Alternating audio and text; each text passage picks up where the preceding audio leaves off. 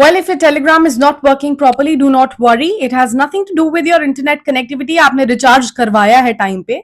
Telegram access has temporarily been blocked by the government of India right ahead of the NEET 2026 re-examination. नीति ने section 69A के तहत ये action लिया है नेशनल टेस्टिंग एजेंसी यानी एनटीए के रिक्वेस्ट पर.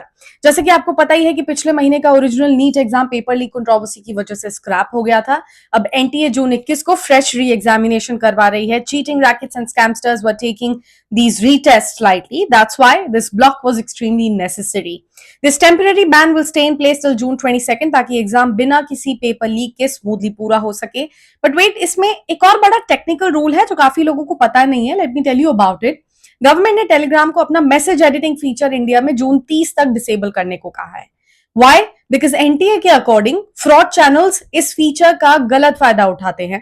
वो एग्जाम खत्म होने के बाद किसी पुराने हार्मलेस पोस्ट को एडिट कर देते हैं, उसमें ओरिजिनल क्वेश्चन पेपर की पीडीएफ डाल देते हैं और पुराने टाइम स्टैम्प की वजह से ऐसा दिखाते हैं जैसे पेपर एग्जाम से पहले ही लीक हो चुका था. इस फेक प्रूफ के रैकेट को तोड़ने के लिए भी ये रूल लाया गया है. Now you must be thinking कि why blocking only one messaging application, why nothing against WhatsApp. देखिए, दोनों प्लेटफॉर्म्स का स्ट्रक्चर बिल्कुल अलग अलग है. WhatsApp end to end encrypted है और वहां मास पब्लिक ग्रुप्स बनाना इतना आसान नहीं होता. On the other hand there is Telegram, जहां पर लाखों लोगों के बड़े बड़े पब्लिक चैनल्स चलते हैं, जहां उन्हें मास एनोनिमिटी मिलती है और बिना किसी ट्रेसिंग के फाइल्स बहुत तेजी से डिस्ट्रीब्यूट भी हो जाती हैं. NTA in fact has already blocked more than 200 fraud channels which were selling fake papers.